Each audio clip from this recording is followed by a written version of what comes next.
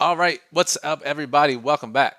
Occupy Fantasy YouTube channel. We're back with some NBA talk. NBA DFS daily fantasy basketball lineup advice, picks for FanDuel and DraftKings single game slate today, July 7th, NBA Finals Game 1, Bucks versus the Suns. It's a big ticket day. I know a lot of people have tickets for FanDuel and DraftKings. We're here to walk you through it. We've been looking at NBA single game strategy throughout the entire playoffs, so we're here to help you out. If you have questions throughout the show, we'll be here till about 8:30 p.m. Eastern. Throw them in the live chat to the right of the YouTube screen. We'll answer them here live. I'm Brian Jester, co-founder here at Occupy Fantasy. I'm joined by the now grown-up Occupy family, Garrett and Boyle. It's very sad. They no longer write for us, but they're always a part of the family, and they're going to be here to break down tonight's game for us. I'll start with you, G. What's happening, man? Not too much, man. We finally made it to the finals. I'm excited. It's gonna be a good series. Yeah, and Boyle, it's been a bunch of injuries for every team in the playoffs, and no surprise, we got another situation to deal with tonight too. Yeah, it just doesn't stop. I mean, at this point, I think most of these teams have had injuries, and I mean, tonight we're going right back at it with Giannis. So yeah, I think that's the big place to start. And you guys, again, if you follow us, you know who we are, you know what we're about. Again, if you have questions about single game strategy, throw it in the chat.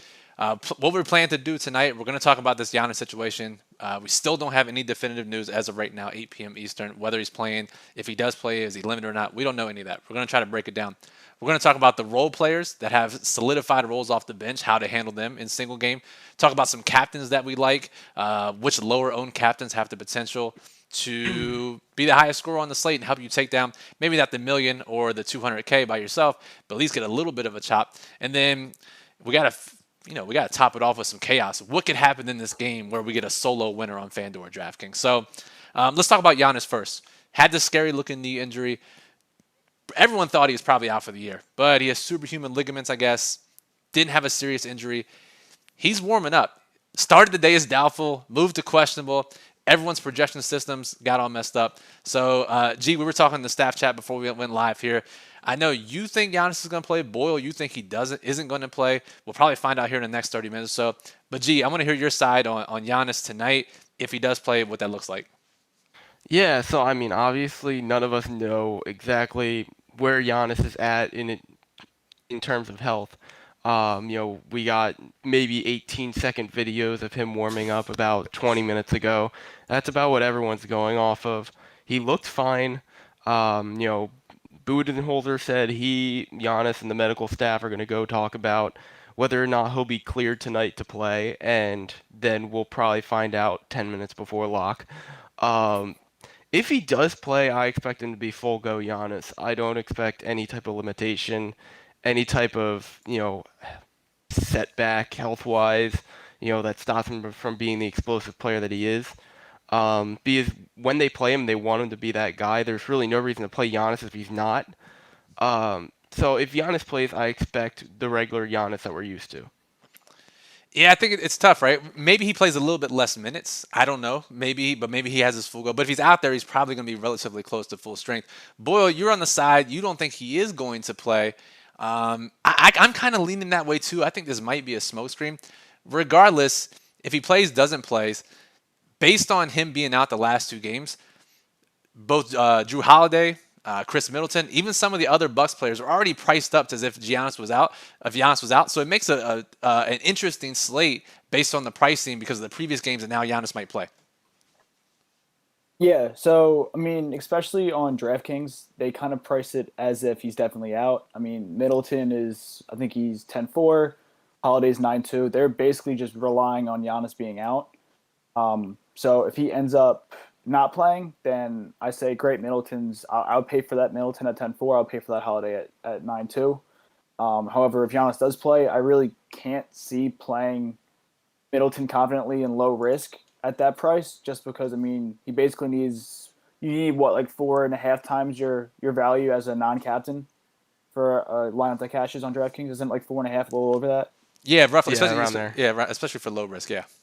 I really can't see him getting over 45 if Giannis plays. So, but on FanDuel, I mean, you look at it and there's players like Middleton is 14-5, Holiday's 13. Holiday's 13, and if Giannis ends up not playing, that's a great value. I mean, I think FanDuel kind of played it as if they think Giannis might play because I mean, hell, even Bobby Portis is only 9.5, and without Giannis in the last two games, Bobby's put up 45 and then 26. So I mean, I definitely depends on what site you're playing, but FanDuel is definitely my favorite site to play if Giannis ends up sitting.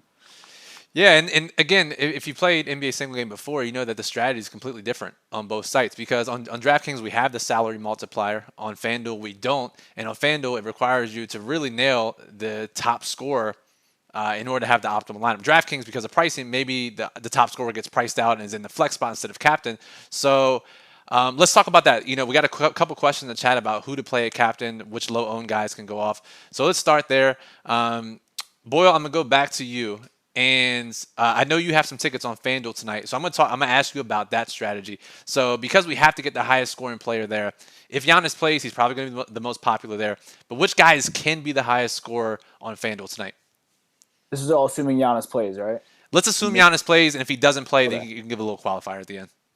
Okay, so if Giannis does play, I mean, I'm assuming at MVP he's going to be very high owned, probably close to 85 to 90%. I mean, without probably like 10% to 15% are going to say I don't think he's going to be full go. Everyone else, especially in cash, is just going to hammer him in there. I don't think Middleton can get there, as I said earlier. However, players like Paul, Booker, Ayton, any of those guys, they're going to be very low owned at that MVP spot. I do kind of like Paul there. I feel like he's going to try to go off in his first finals. I mean, that's all the storylines have been in the past, like, a couple days now. It's just about how Chris Paul's playing in his first finals. He's all fired up for it. So I do like him as a high-risk MVP. Low risk, I'm just hammering in Giannis. And G, you were talking to me earlier about you're a little bit Suns heavy, especially if Giannis plays on DraftKings because of the pricing. So let's assume you have tickets to the Big Millionaire contest on DK. Who are you looking at as low-owned options at captain? Because we know if Giannis plays, he's going to be 20% plus. Middleton will probably get some, and then we'll see these other guys 15% or less.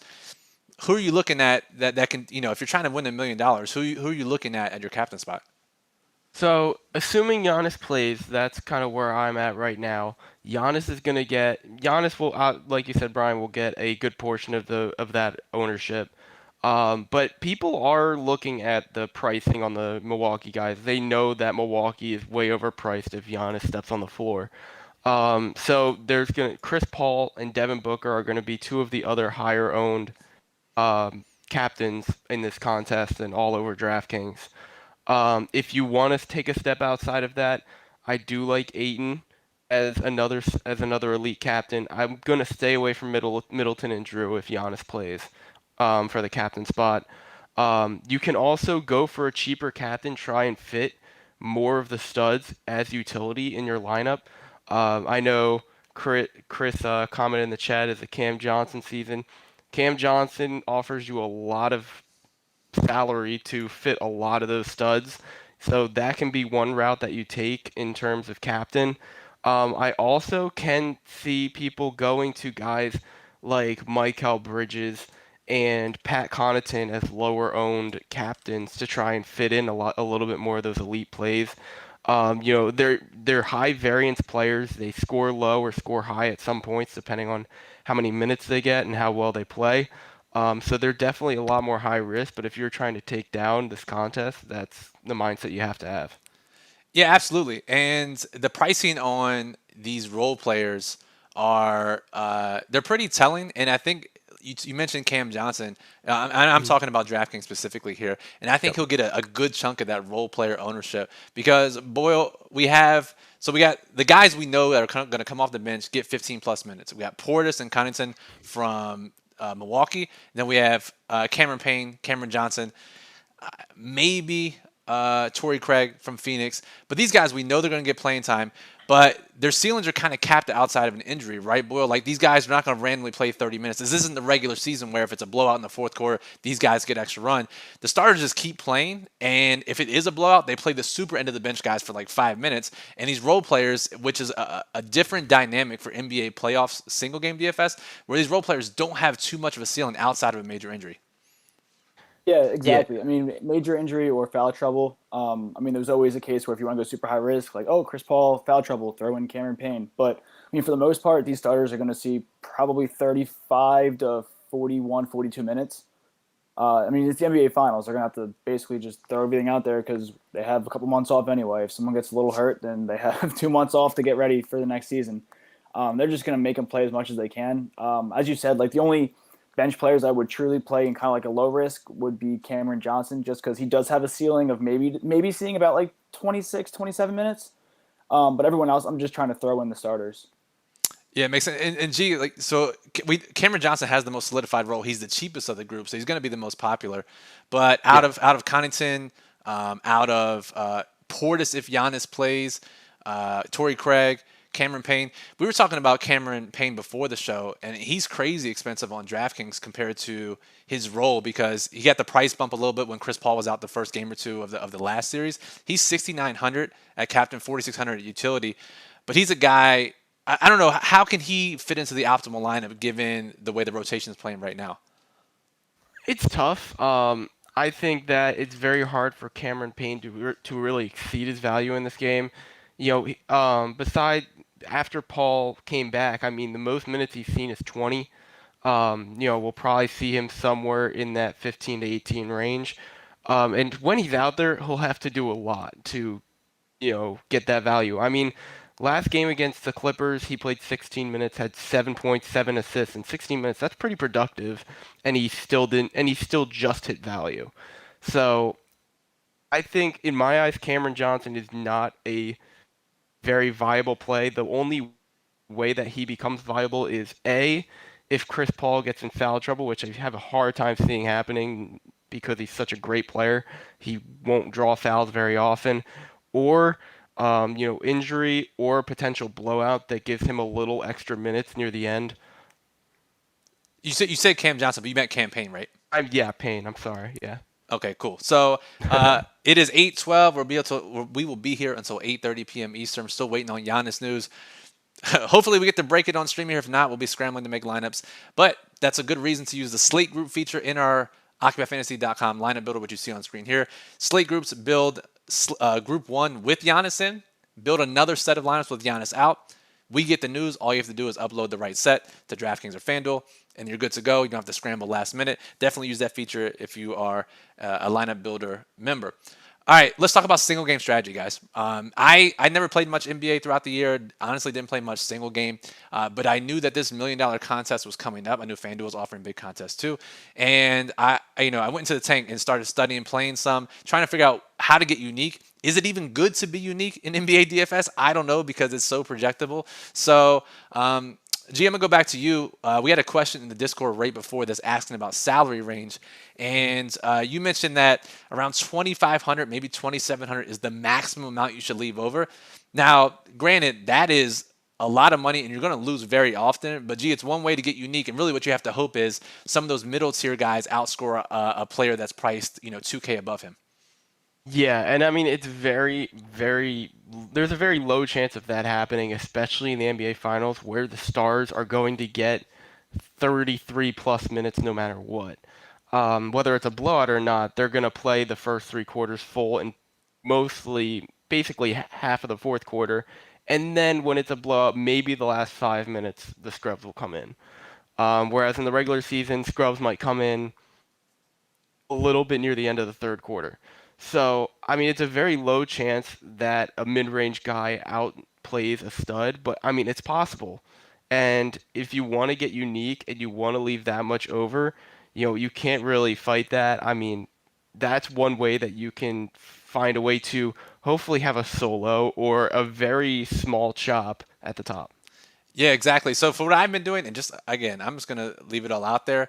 The most I've been leaving over is 2,700 to get unique. And if I'm playing these big contests and I'm trying to get first place and not split with 7,000 people, 100 people, whatever it may be, I'm capping my salary cap at 49K on DraftKings, and you still have good lineups there. The Basically there's two ways you can do it, and Boyle, I'll talk to you a little bit about this. Basically what you can do is either leave salary by using a really shitty player at the bottom of the salary range who's probably not going to get much playing time, which I think is probably a better move for NBA regular season single game.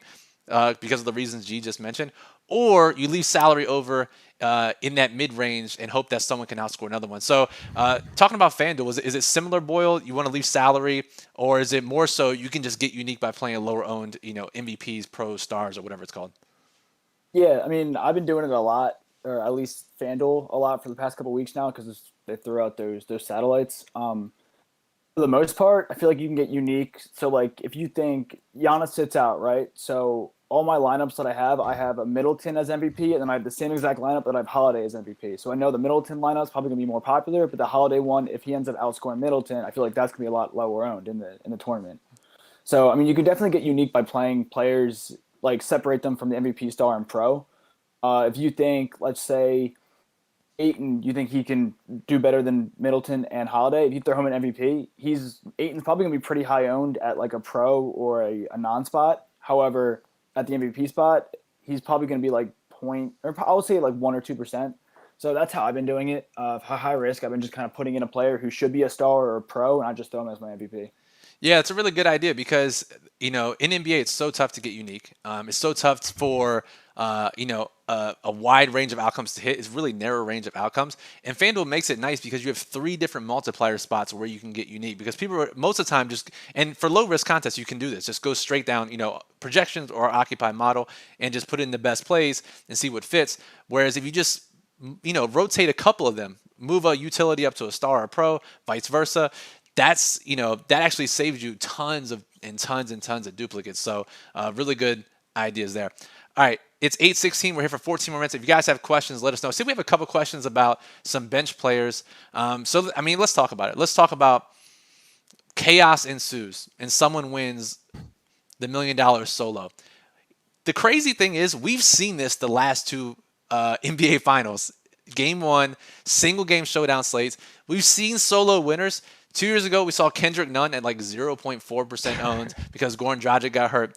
That was last year. The year before, Pascal Siakam was the optimal captain, and that goes to show the low-owned captain theory. So, G, in order for a Kendrick Nunn type player, and we have questions in the chat here about the other, I don't even know how to say it, Giannis's brother. Yeah, if he plays, Thanasis, if he plays, if these super back of the end bench guys plays, you need a big injury, and that's how a Kendrick Nunn solo winner takes it down. Yeah. But let's talk about some chaos here. Give me some scenarios where something crazy happens. There's a solo winner tonight. All right. Well, I mean, obviously it's going to be very difficult, but a solo winner will come from a low-owned captain performs better than what we expect. So obviously a low-owned captain won't be a Giannis, a Middleton, a Paul, a Booker.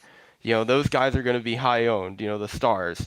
And maybe Cameron Johnson because he's the extreme value. Those mid-range guys is where you're going to find your lower ownership, is where you're going to find people doubting that they can play well enough to, get that optimal captain, because we all know if Giannis plays, Portis isn't going to play that much anymore. And at 6'8", in utility, what is he captain? He's going to be a 10-2 captain. Yeah. I mean, people won't touch that. Mikal Bridges, Jay Crowder, Pat Connaughton, Cameron Payne, they're all low. They're all very high variance players, and also most of them are low productive players too. They don't score that high fantasy-wise per minute. So that's going to be one way where there can be a solo winner. Is if one of these guys ends up having a very good night that is outside of their usual. Another is obviously, like you said, Brian, a big injury. Chris Paul gets injured and some guy throws Cameron Payne at captain. That could happen. I mean, it's something that we really don't think about because, you can't really make a plan around every player getting injured, but it can happen. And then I guess the last one is foul trouble or just changes in coaching decisions that we have seen throughout the playoffs. Something that I've been thinking about, the Bucks are a much bigger team, especially if Giannis plays. Maybe we see a little bit more Dario Saric tonight from Phoenix over guys like over a guy like Torrey Craig. Maybe Dario Saric comes in, he's a little bit of a bigger guy. Maybe he'd be able to, put a body on Giannis or Portis, something like that. Yeah, definitely interesting. And this is a way to think about it too. If you're making player groups in here, and if I make a custom rule in the lineup builder, a max one of Chris Paul, Cameron Payne, right? If Cameron Payne is going to score well and be in the optimal lineup, it's probably because Chris Paul is hurt, foul trouble, something happened, and he's not playing as much. Or you mentioned Sarge and Torrey Craig. Maybe those guys are getting more run than you would think. You can make a rule max two of Bridges, Crowder, Craig, and Sarge, right? Because if you can't have three of those guys, three of those four players aren't going to be in the optimal lineup. And as I say that, they probably will. It'll happen now. But odds are it's not going to happen. So you can make rules to make better lineups based on what's going to happen. Boyle, what about you? I mean, let's go out on a limb here. What kind of chaos can you predict that you think we could see a solo winner on either site? I mean, G covered it all. I mean, the one thing that he said that really stuck out to me was the whole size thing. I really do think if they throw someone in there like Dario, let's just say, and Bridges is having trouble covering his guy because his guy's too big, then, I mean, Dario is definitely one of those guys that could step up. And I guess I wasn't even looking at him too much, so, I mean, G just kind of blew my mind with that, too, so congratulations, Garrett. That was pretty good. That was a good take. Thank you. I do that all the time, It's all good. And so we got a bunch of questions in the chat here, and we're here for 9 more minutes. Boys, we still don't have any official Giannis news, right? No, I've been not on that I Giannis see watch. now. I feel like Woj bomb right now. Just I literally have my phone in my hand, just waiting for it. Woj will bomb it at 8:59. Yeah, it's gonna happen. It's gonna happen. So get those slate groups ready, guys. Michael in the chat says it's about getting the bench players right. If you guys missed it earlier, I want to reiterate this. If you played NBA single game during the regular season, the playoffs is actually a different beast. The starters, no matter what happens in the game, right, are going to get their minutes. They're not going to just randomly play less minutes and the role players are going to play more. I mean, guys, am I wrong here? Like, we're not going to see, Paul, Booker, any of the Milwaukee guys just randomly play less than 30 minutes, right? It's not going to happen. No, you're right. No, So, I mean, this is the NBA Finals. You're going to see what you've seen the entire playoffs. Yeah, rotations tighten up in the playoffs. We see that. And as a result, I mean, duplications skyrocket during the playoffs just because so many people play the same type of lineups. Everyone knows who the values are. And when there's only one value, and the value is not even that good, right? If this is a regular single game slate, or a regular season game, no one's going to be pounding Cam Johnson, right? Like, he's not like a super value, but he's like the only decent guy at his price that's going to get minutes. And as a result, any lineup with Cam Johnson is probably going to be heavily duplicated because he's the only guy in that price range that people are going to play. All right, let's see. The chat is rolling here. Let's see what we got here. Okay, so Chris says, if Giannis plays, do you try to fit in Ayton? He doesn't think Giannis is 100%. Boyle, what do you think about Ayton? I mean, I like Ayton if Giannis plays or doesn't play. I mean, it's not really going to be Giannis on him eventually. I mean, I think it's going to be Lopez on him anyway, so I don't really see how Giannis affects that too much. I like Ayton anyway. I have 6 lineups on FanDuel, and he's in, I guess, half of them. So, I mean, I do like Ayton. Cool. All right. We got a couple questions here about player props. If you're playing the series format on DraftKings, either one of you guys got any props you're looking at tonight, or either of you guys playing the series format? So I was looking at the series format, and the pricing, if I'm correct, is the exact same as the Showdown tonight. So they have it in Showdown format, and pricing looks the exact same, if I'm correct. So I'd highly expect Cameron Johnson to be very high owned in the series, just like he will be tonight. I expect ownership overall to be very equal across the board. The only thing I could see being different potentially is if Giannis is out tonight, you might see higher ownership on Middleton and Holiday than you would. You would see higher ownership on them tonight than you would in the series. But I again think Chris Paul and Devin Booker. They're my favorite stars for that in terms of pricing. Obviously, if Giannis plays tonight, he's going to be extremely high owned. I think Holiday and Middleton go lower owned than usual. Cool, and that's just going to depend on if you're playing high risk or low risk and what your thoughts personally are on Giannis, whether he plays tonight, if he can play effectively. So, Boyle, I want to point this out just really quickly. I got the Occupy model pulled up here on screen, and you guys know when you play single game, when you play even the classic mode, and we sort by DraftKings value in the model, right? We'll get a good value play above 15 in the model, DraftKings, right? During the playoffs, we might see a guy, 10, 11, 12, maybe get up to 15. There's an injury and it's not adjusted. The highest DraftKings value tonight is 8.3, and that's DeAndre Ayton. And Cam Johnson is the best, quote unquote, cheap player, and his DK value is 8.3. it just goes to show, Boyle, that I mean, there's no true value tonight. There's no real mispricings on the low end. Yeah, exactly. And that kind of goes back to what you said. It's just the stars playing more minutes, knocks off a lot of those players that could get minutes at like a 1,000, 2,000. Most of those guys aren't going to get minutes. So it's just basically telling you starters are going to play a lot, is what the model's saying. Definitely, yeah, exactly. So we got 5 more minutes here. Quick reminder: Boyle and Garrett are leaving us. They're not writing for us anymore. If you guys want to write for Occupy Fantasy for the upcoming NBA season, shoot us an email. Let us know why you'd be a great fit. If you know somebody that would be a great fit, send them our information. We're looking to hire 2 new writers ahead of NBA preseason, summer league, and the regular season. So let us know if you're interested. All right, boys. 4 minutes left. I want you to give me a player that could play more minutes than we expect. Either a guy that gets into the rotation out of nowhere, or is projected for a couple minutes, maybe gets some playing time, or I don't know. I doubt it happens, but if one were to happen, G, who do you think? Like I said before, my big guy is Saric. I think that he could see a lot more minutes tonight. I think last series, yeah, he saw a few games over 10. I think he can reach 15, maybe 18 tonight if they decide to go a little bit bigger. Maybe, and also Bridges has really struggled defending Middleton in the past. If that continues to happen, we might see Sarge move into the power forward spot, see Crowder shift over to the small forward. Interesting, Boyle. Anybody you think that could break the slate? And it could be a 1K player that gets 8 minutes. You got anybody that you think could do that? So assuming, let's say Giannis doesn't play, I mean, obviously Pat Connaughton steps up, Portis steps up. If Giannis does play, I'm gonna ride the chalk here with Cam Johnson. Most sites have him projected at like 20 minutes or so. I think he can get like 25. So I'm just kind of riding the chalk with that. Okay, cool. I'll give you guys 2 names, right? If you really want to throw away your lineups and get a 0, Jeff Teague, I think, has possibly played a couple minutes at the end of the last series. Again, I'm looking to light my money on fire and get unique lineups. So Jeff Teague, I think, could play a couple. And if you really want to get crazy, and someone in the chat actually said this, so I'm glad they brought it up. I don't think Frank Kaminsky is going to shoot 7 threes. That's not going to happen. He did play a lot in one of their matchups earlier this year. Clearly, that didn't work as Giannis scored about 700 FanDuel points that game. So I'm just saying, maybe Frank the Tank comes out of retirement for this game. So just keep that in mind. Those are my 2 off the wall picks. If Frank Kaminsky comes in and is in the optimal, look for me at the top. G, look for me at the. Yeah, I'll be searching. Don't worry. Oh man! All right, it's 8:27. We got 3 more minutes. Any rapid fire questions, guys? Get them into the chat. If you like what you saw here, make sure you click that subscribe button. Get notified whenever we go live on YouTube, uploading new videos. Give us a thumbs up. We always appreciate that. And check out OccupyFantasy.com, where you can see the Occupy model ranks every player.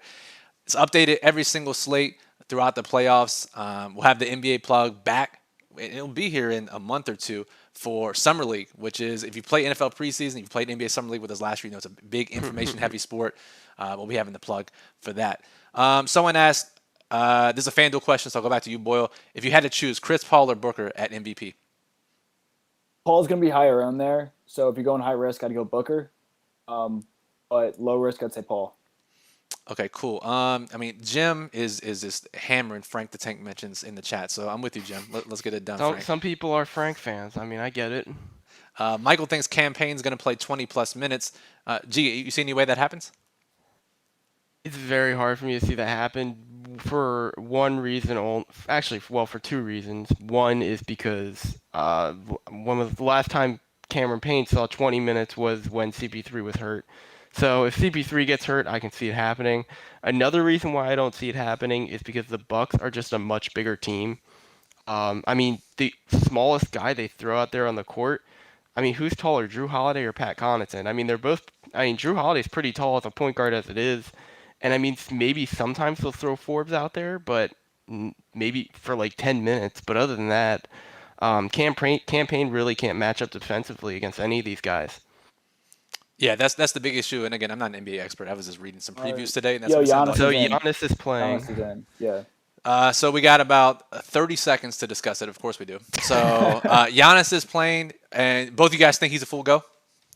Yeah, for sure. I don't see why they would play him if he wasn't. All right, so this is a great transition to our final question I'm going to ask you guys. And if you had one ticket on FanDuel, one ticket on DraftKings, doesn't matter, and you're okay with a 20-way split or less, so you tie with 19 other people or less, which low-owned MVP or captain are you going with? Given this news, I'm going to say Drew Holiday. Objectively bad play right now.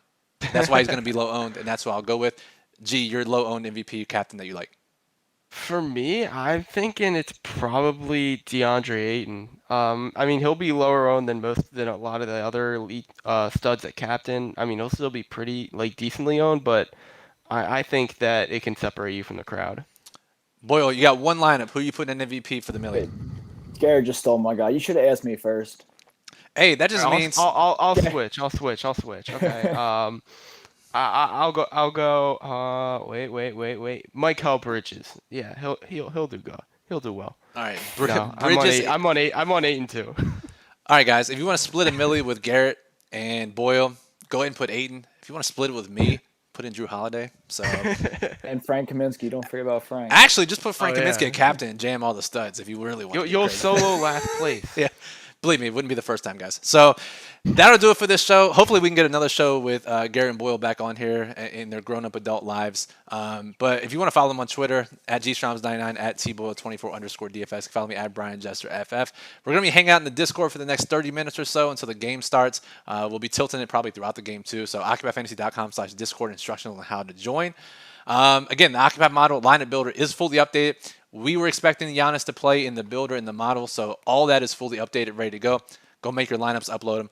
Hope someone here listening at least ties for first. If it's more than 500 way tie, we don't want to hear about it. If it's less, send us an email, let us know. So for G, we want to hear about it no matter what. I mean, come on. Actually, you know what? I do want to hear about it if it's on DraftKings. But it's good if you do tie. On FanDuel, Well, FanDuel, DraftKings, not only are you playing for $1 million, you're playing for the Tournament of Champions entry too. So whoever that ties right? tonight will play in a second contest, winner take all Tournament of Champions entry for the winner take all million in February. So it's bound to be a tie again. I mean, they're gonna have to play like 4 times. I know. Well, Boyle, you know all about playing multiple times after a tie, right? Yeah. What was it? Miami trip. So we'll see if I can even get down to that. But that was. I feel like I'm always doing tiebreakers on FanDuel. Yeah, man. Yeah. Well, again, maybe you can get a tiebreaker tonight. If you get a tiebreaker tonight, you're probably making some pretty good cash. So good luck to you. Good luck to you, G. Good luck to everyone in the chat. We'll be in the Discord, like I said. If you like what you saw, subscribe, join us in Discord. So Brian from Occupy Fantasy, thanks everyone for listening. We'll talk to you soon.